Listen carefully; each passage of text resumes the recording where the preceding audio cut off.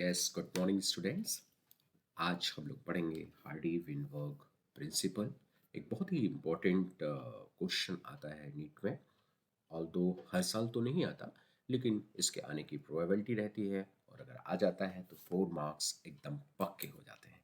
तो Hardy Weinberg principal की जब हम बात करेंगे तो आप जानते हैं कि हार्डी एक ग्रेट मैथमेटिशियन थे, और इन्होंने बताया कि allelic frequencies in a population are stable, यानी इनमें कोई चेंज नहीं आता है, and is constant for generation to generation if 5 factors: number 1, gene migration और gene flow; second, genetic drift; third, क्योंकि ये जीन माइग्रेशन और ये लगभग एक ही चीज़ है, तो जीन माइग्रेशन और gene flow; second, genetic drift; third, mutation; fourth, genetic recombination; and fifth is the natural selection are absent in a panmictic population या रैंडम मेटिंग पॉपुलेशन।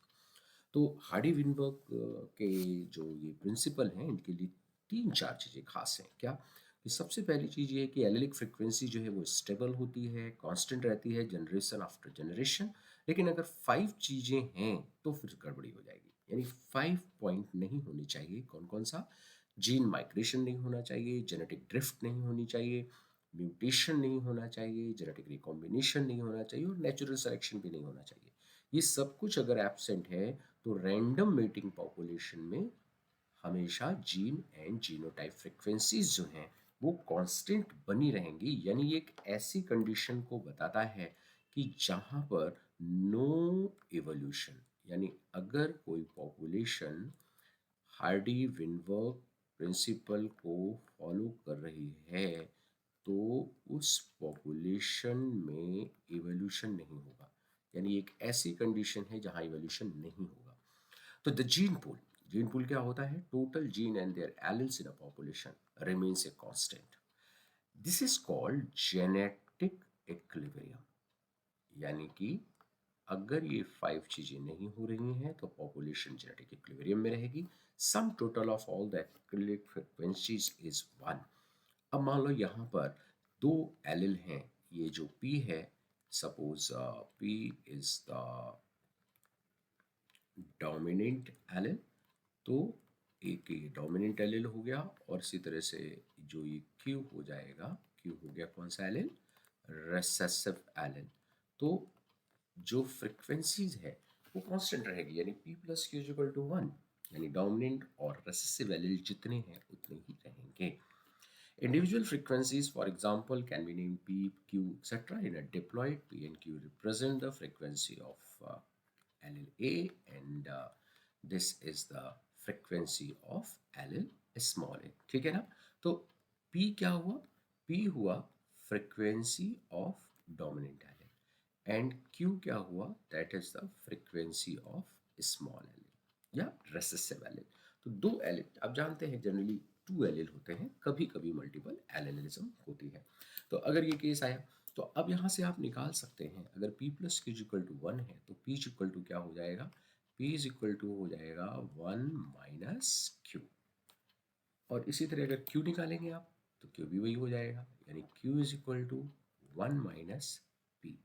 यानी अगर इसमें आपको कोई भी एक वैल्यू पता है, अगर आपको P पता है तो आप Q का कैलकुलेट कर सकते हो, Q पता है तो आप P कैलकुलेट कर सकते हो। कुल मिला के जो जीन की एलिल फ्रिक्वेंसीज हैं वो कांस्टेंट रहती हैं, और ये इसका पहला पॉइंट हुआ।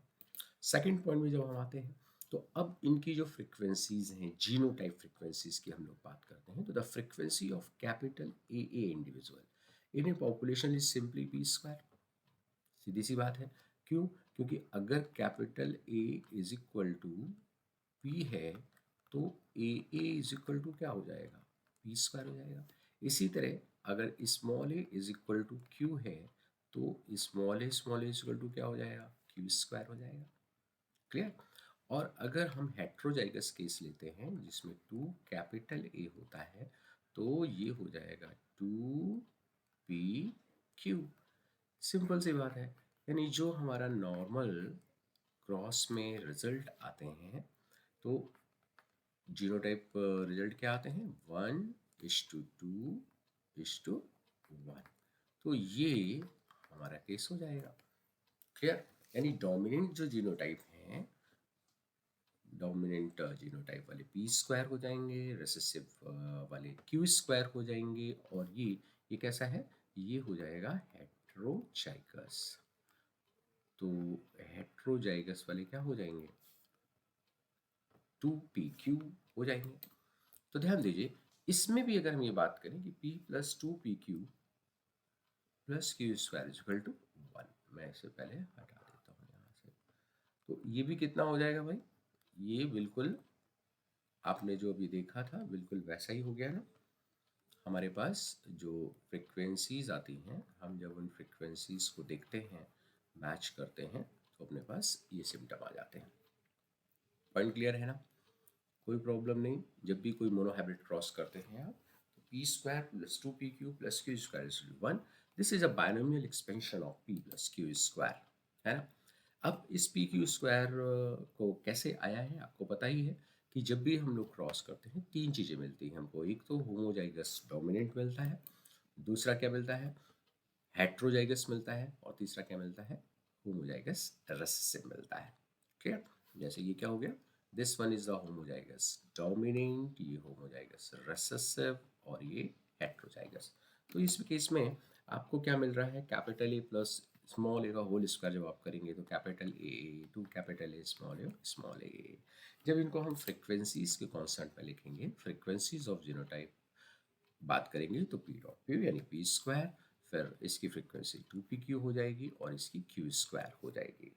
तो यहाँ से कॉन्स्टेंट क्या आया, ये जो कांस्टेंट निकल कर अपने पास आ रहा है कि P square plus 2pq plus Q square. अब इनकी जो फ्रिक्वेंसीज हैं ये हमेशा 1 होंगी।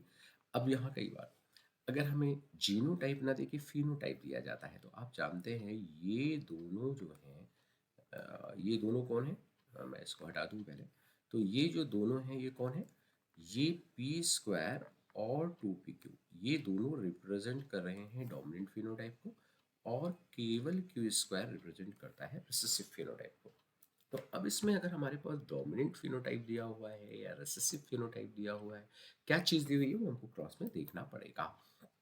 तो disturbance in genetic equilibrium या Hardy-Weinberg equilibrium, change of the frequency of allele in a population would then be interpreted as a results in evolution। यानी सीधी सी बात ये है कि evolution कब होगा, evolution होगा जब जीन और जीनोटाइप फ्रिक्वेंसीज में डिस्टर्बेंस आएगा।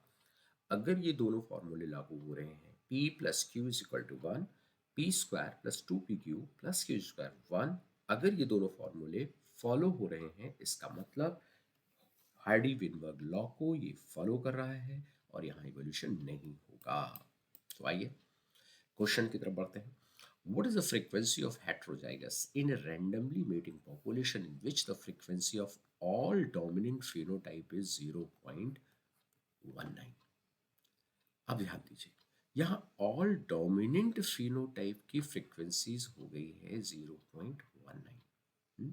तो अब व्हाट इज द, देखो टोटल फिनोटाइप फ्रीक्वेंसीज तो वही होंगी ना, क्या बताइए, अभी आपने देखा था टोटल जब हम फ्रीक्वेंसीज की बात करेंगे तो क्या आएगा अपने पास, p square plus 2pq plus Q square is equal to 1। अब इन दोनों की जो वैल्यू आ रही है वो आ रही है 0.19। तो what is the value of Q square, 1 minus 0.19, यानी ये हो गई 0.8,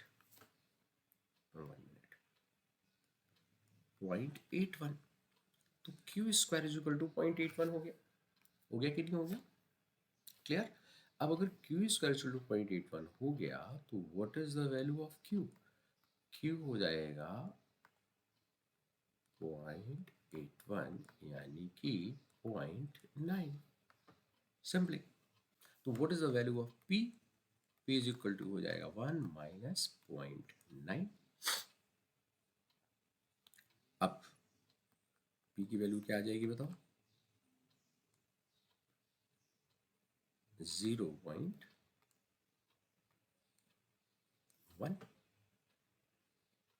क्लियर? आ रही है? अब 2pq क्या हो जाएगा? 2pq, क्योंकि इन्होंने क्या पूछा है? इन्होंने पूछा हुआ है हेट्रोजाइगस, तो 2 इंटू 0.9 इंटू 0.1, यानी ये हो जाएगी 0.18। क्लियर? तो अब टोटल पॉपुलेशन की जो फ्रिक्वेंसीज आ रही हैं या पॉपुलेशन का जो परसेंटेज है वो क्या आ रहा है? तो पी स्क्वायर वाली जो पॉपुलेशन है वो पॉपुलेशन केवल 1% है।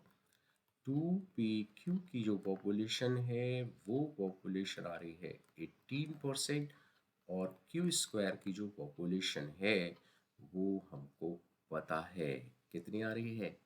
81%, और ये हो गया टोटल 100%। क्लियर? तो इस तरह से आप इसको बड़ी आसानी के साथ कैलकुलेट कर सकते हैं।